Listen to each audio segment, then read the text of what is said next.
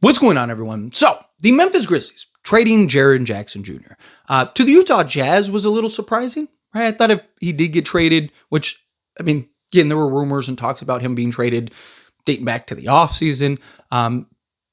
I thought if he was going to end up being traded, it was more likely than not going to see him get traded to, a team like Miami or something like that. A team that is looking at like Jaren Jackson Jr. as like the piece that they're missing to put them over the top.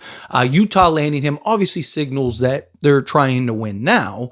I don't think it's going to move the needle this year. They're kind of too far behind the eight ball, but hey, next season, kind of continue to retool, maybe make another move or two by this trade deadline. Not in the offseason, you really have some leverage. I mean, you could turn Walker Kessler into things. You still have a ton of assets.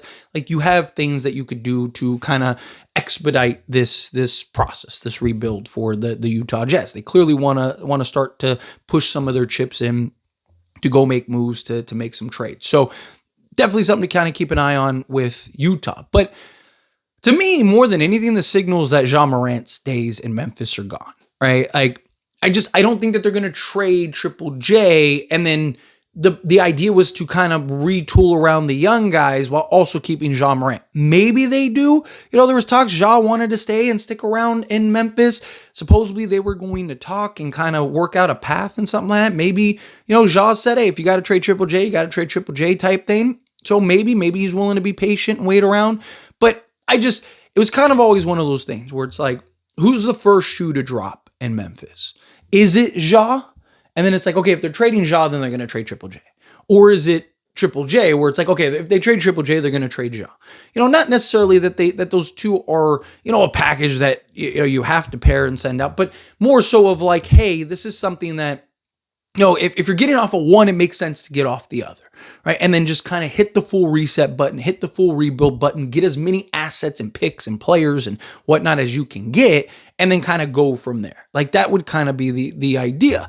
And so now that Triple J has been shipped out and he's gone, I would imagine that Ja is next. Now, the Giannis thing kind of makes things interesting, because it's like, like a team like Miami, for example, they might be willing to get in the Ja Morant business. But the problem is that, like, if you can get Giannis, you'd rather get Giannis, and then Ja would be kind of plan B. So what I'm saying is that a lot of these teams, if they missed out on Giannis, yes, I think they could pivot and shift to a Ja Morant. It's like, okay, let's go get Ja and see if we can do something there.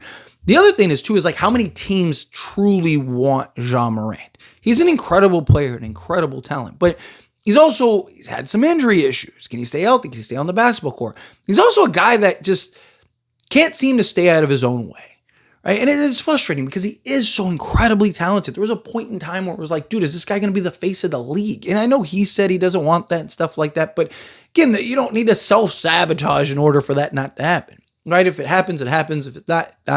But Ja has kind of been this guy that in many ways kind of self-sabotaged himself. So to me, it's like, if Ja's going to go somewhere, you need the proper culture. Like, that's why Miami makes a lot of sense. They have the infrastructure, they have the culture, right? Obviously, you get a lot of trouble in Miami, but like, I think that Miami has the infrastructure to kind of keep him, focused and keep him kind of invested and engaged and, hopefully more healthy and things along those lines. And they could kind of use somebody like a Ja Morant, a real initiator, a real ball handler, a guy that can make plays, things like that.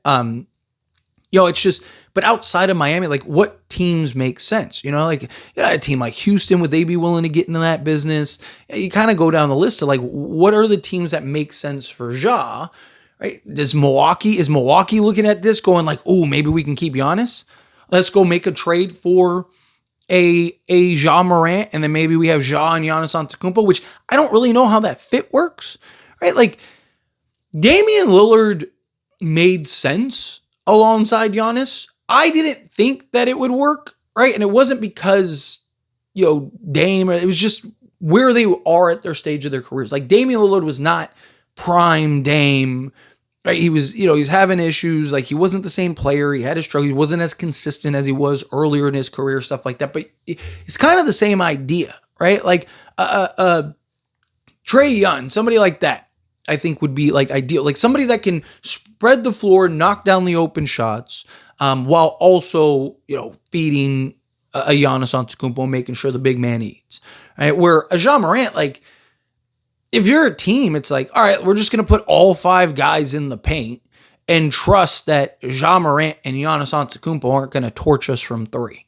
Again, I'd be concerned with the floor spacing of a Ja and Giannis type thing. It was the same thing like if, Giannis was to go to Memphis or something like that, right? It's just like, I don't really see that being the case. But to me, I think it's very clear Ja is a goner. I think Ja is going to be the next kind of domino for Memphis that falls. Even if it's not this trade deadline, I think it'll be in the offseason. They'll shop. And you can make an argument.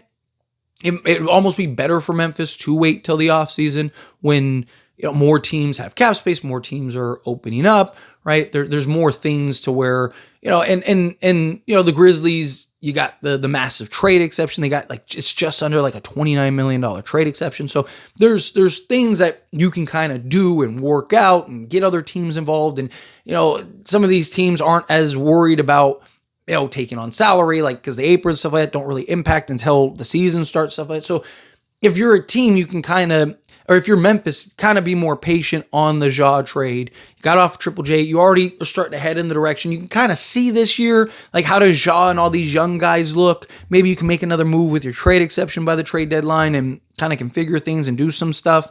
So it'll be, again, like, there's options for the Grizzlies, which if you're the Grizzlies, that's what you want. You want options. You don't want to really be handcuffed. You want to be able to kind of make some moves. But I would be a little surprised if, this time next year, maybe they keep him in this trade deadline. Maybe they keep him in the offseason just to kind of see, like, what does a full year look like? We retooled the roster a little bit, kind of went younger, But I think a Ja trade kind of feels inevitable now. It kind of feels like a win rather than if. It's just like, when is he going to end up getting traded? Is it this trade deadline? Is it in the offseason? Is it like, that's kind of where I lean towards with this. Because it was kind of like, it's either going to be one or the other. Like, if they get off of Ja, they're going to trade Triple J. If they get off of Triple J, they're trading Ja. It's just like, which one of those are going to drop? Which shoe is going to fall first? Drop first, whatever. And then, the next one is probably shortly behind. And, if you're Memphis, I think it's time. It kind of feels like something that's ran its course. You were really good, and then all of a sudden, disaster struck. And the last 3 seasons, you just haven't been able to re-spark that. But anyways, always, this is a discussion. I pass the question to you. Let me know your thoughts and opinions down in the comments. That being said, if you haven't liked this video, hit that like button. Helps me out. We enjoy these types of videos, and I truly appreciate it. Not subscribe channel, hit that subscribe button. Turn on the bell notifications. Appreciate y'all. See you in the next one. Thank you.